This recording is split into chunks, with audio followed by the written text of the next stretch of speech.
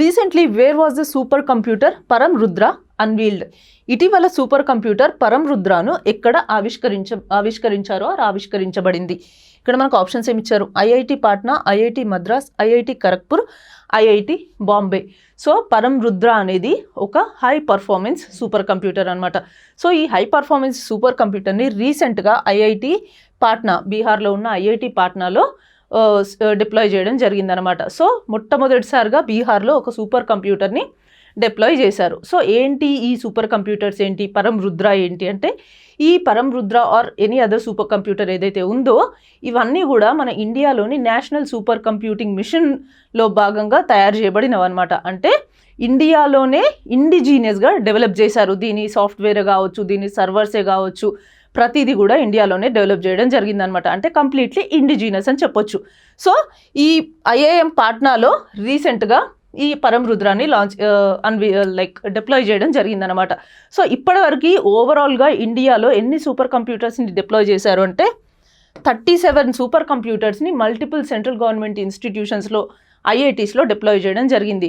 So మరి ఎందుకు వీటిని సూపర్ కంప్యూటర్స్ని ఇలా పెద్ద పెద్ద ఇన్స్టిట్యూట్స్లో పెడుతున్నారు అంటే, అక్కడ రీసెర్చర్స్కి, స్టూడెంట్స్కి వాళ్ళు చేసే రీసెర్చ్కి అనుగుణంగా ఉండడం కోసమే ఈ సూపర్ కంప్యూటర్స్ని ప్లేస్ చేస్తున్నారనమాట.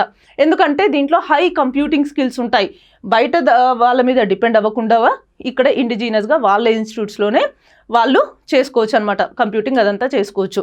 సో ఇప్పుడు వీళ్ళు లాంచ్ చేసిన పరం రుద్ర ఏదైతే ఉందో దాని స్పీడ్ వచ్చేసి, ఆ కంప్యూటర్ యొక్క పర్ఫార్మెన్స్ వచ్చేసి 838 టెరాఫ్లాప్స్. ఓకే, ఈ సూపర్ కంప్యూటర్ ఏదైతే ఉందో పరం రుద్ర, పరం అంటే మనకి సాంస్క్రిట్లో సుప్రీం అని దాని అర్థం. అండ్ దానికి ఇంకొకటి కూడా ఉంది, పరం అంటే ప్యారలల్ మెషిన్ అనమాట.